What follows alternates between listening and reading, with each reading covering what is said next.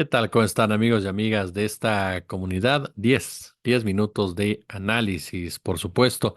El fin de semana cumplió años Felipe Calderón Hinojosa, expresidente de nuestro país, y por supuesto que familiares como Margarita Zavala, su esposa, le dedicó algunas palabras. Lo mismo sus ex colaboradores como Javier Lozano. Todos ellos, por supuesto, mandándole un abrazo a la distancia hasta España, en donde se encuentra escondido, en donde se encuentra protegido por esa ultraderecha a la cual benefició de manera clara y concisa a costa del país durante su sexenio. De la mano de un José María Aznar, ¿sí? Ese presidente español quien apoyó una guerra falsa con tal de despojar de recursos naturales a Irak y que se preocupa constantemente por darle la oportunidad a Calderón de expresar sus sesudos comentarios en algún tipo de foro más allá de lo que día a día tenemos que leer en X. Feliz cumpleaños definitivamente a un personaje que se graduó como un verdadero chacal, que se graduó como un verdadero criminal. Y mire que en México tenemos para echar para arriba. Gustavo Díaz Ordaz, Luis Echeverría, Carlos Salinas de Gortari, Ernesto Zedillo, Miguel Alemán, personajes que se caracterizaron por represiones violentas, que se caracterizaron por silenciar a sus opositores. Vaya que fueron ejemplos palpables de un personaje que desde el inicio de su gobierno mostró que era un traidor a la patria. ¿Y por qué era un traidor, Felipe Calderón? Calderón, como lo hemos platicado en otras ocasiones, fue incrustado en la silla del Águila por el gobierno norteamericano.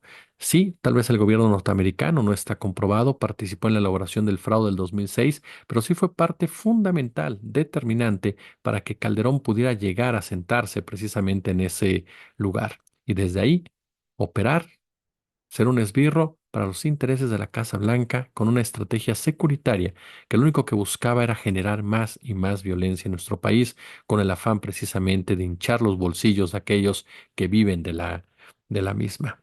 Un esbirro que no tuvo ningún tipo de decencia, ningún tipo de moral, ningún tipo de empatía para lanzar a las Fuerzas Armadas en contra de la población civil, para militarizar al crimen organizado, para criminalizar a aquellos que no tenían absolutamente nada, para arrebatarles la paz y la tranquilidad a millones y millones de familias, para iniciar una guerra que únicamente respondía a los intereses de sus patrones, sin importarle que dejara huérfanos, que dejara familias destruidas, que dejara desplazados.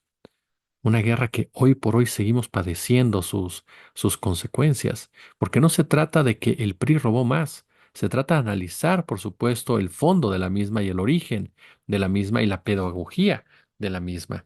Y ahí es donde nos encontramos el papel decisivo del sexenio de Felipe Calderón Hinojosa, haya sido como haya sido.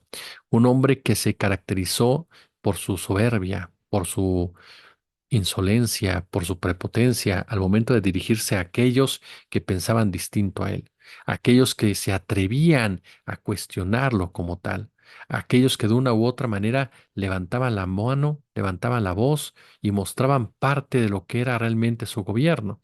A ellos los sacó del aire, a ellos los mandó a la cárcel, a ellos los persiguió. Basta ver el recorrido del sexenio de Felipe Calderón Hinojosa hacia los periodistas. Casos emblemáticos, por supuesto, el de Jesús Lemos, Anabel Hernández o la propia Carmen Aristegui. Pero ¿cuántos más? ¿Cuántos más no padecieron precisamente ese tipo de situaciones? ¿Por qué? Porque cuestionaron el estilo de gobernar de Felipe Calderón Hinojosa. Un hombre que no tuvo ningún tipo de reparo en convertir a la necropolítica en su carta de presentación, de llevar la violencia a un extremo de control social, perfectamente estructurado, perfectamente planeado por ese sistema económico llamado neoliberalismo, que para poder despojarte de tus recursos naturales, para poderte despojar de tu calidad de vida, requiere una sociedad silenciada, de una sociedad cómplice en muchos sentidos, de una sociedad que no se atreva a alzar la voz. ¿Y cómo lograrías esto? Pues de la mejor manera, con violencia. Esa violencia ejecutada por los cárteles de la droga, esa violencia ejecutada por grupos paramilitares, esa violencia que provocaba que la gente tuviera miedo de salir a la calle, esa violencia que jamás habíamos vivido de forma tan pero tan cercana. Esa violencia que jamás había alcanzado de dicha forma a millones y millones y millones de personas. Eso caracterizó precisamente a un sexenio que inició con estampas verdaderamente dramáticas, estampas en donde observamos a un personaje diminuto, como sería en toda su administración, llegar escondido por la puerta de atrás al Palacio Legislativo de San Lázaro y de esa manera, con esa chapuza ante aquellos que no lo querían, ponerse la banda presidencial entregada de la mano de un presidente que había llamado a la alternancia, que había llamado a la democracia y que se convirtió en un simple empleado de intereses todavía más mezquinos como el propio Vicente Fox Quesada. Felipe Calderón, quien en una entrevista fue tajante al asegurar que no hubiera dudado en utilizar a las Fuerzas Armadas, a la policía, en contra de aquellos que criticaban su llegada al poder, en contra de aquellos que desde afuera y desde adentro de San Lázaro le manifestaban precisamente el repudio a su persona. Un hombre que en televisión le pedía a Estados Unidos una ayuda total con todos los juguetes necesarios para supuestamente combatir a una delincuencia a la que realmente empoderó, siempre acompañado, siempre respaldado, incluso cuando iba vestido de verde, por el general Galván y por su secretario de Seguridad Pública, Genaro García Luna. Las dos estructuras, las dos cadenas de bando perfectamente delineadas desde el ámbito militar y desde el ámbito civil para lanzar esta andanada en contra de la población, para lanzar la criminalización de la pobreza como parte medular precisamente de una administración que, si de algo se caracterizó, no fue precisamente porque la droga no llegara a tus hijos, sino precisamente por crear los escenarios necesarios, fundamentales. ¿Para qué? Para que toda la sociedad se viera completamente rebasada, superada, pero sobre todo sometida por esos intereses. Un sexenio en el cual la prensa corporativa decidió callar en un hecho de los más vergonzosos de toda la historia de los medios de comunicación. El grupo de los comunicadores estelares como Javier Alatorre, Sergio Sarmiento, Carlos Loret de Mola, fueron literalmente a entregar sus plumas, a entregar sus micrófonos al servicio del gobierno. Dejaron de escuchar a una sociedad que gritaba desesperanzada, que exigía algún tipo de apoyo, que pedía auxilio en medio precisamente de las balas. A Felipe Calderón Hinojosa lo único que le importó fue controlar precisamente a esa prensa, a sabiendas de que la narrativa, tarde que temprano, sería fundamental, determinante para tratar de salvar parte de su historia.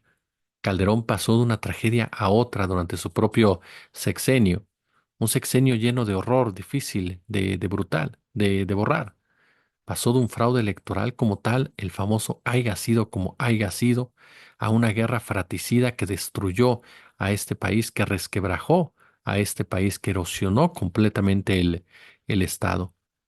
Vimos a los medios de comunicación encabezados por Televisa y Televisión Azteca completamente sometidos, pero Calderón siempre tuvo el enemigo enfrente, ese enemigo que había cerrado Reforma, ese enemigo que se había atrevido a protestar en diversas manifestaciones, a esa madre de familia que lo encaró en Ciudad Juárez por la matanza de Villas de Salvarcar, esos estudiantes de Villas de Salvarcar a quienes consideró como criminales y asesinos y estar vinculados con el narco, o a esos estudiantes del TEC de Monterrey a quienes también tachó como criminales, o cuando trató de justificar el incendio por parte de los Zetas o la masacre de San Fernando, hablando de que los migrantes pues algo tenían que ver con la delincuencia y que para qué intentaban cruzar por esa zona de de nuestro país. Felipe Calderón Hinojosa cumplió años el fin de semana y por supuesto que le deseamos que tenga un muy feliz cumpleaños, que haya tenido un muy feliz cumpleaños de la mano, degustando, por supuesto, un pastel lleno de sangre como el chacal que fue, porque esa es la historia que acompañará siempre a Felipe Calderón, a pesar de que ahora sus seguidores traten de desvirtuarlo o traten de desvirtuar la realidad o traten de engañarse a sí mismos. Felipe Calderón es hoy por hoy el gran chacal, el gran necropolítico de este país y a quien hoy por hoy le debemos una tragedia brutal que todavía estamos padeciendo. Como siempre un gusto, como siempre un placer. 10 minutos de análisis. Gracias, super chat, super gracias, únanse al canal, déjenos su comentario, suscríbanse por supuesto, compartan el video y pongan el poderoso pulgar arriba. Gracias.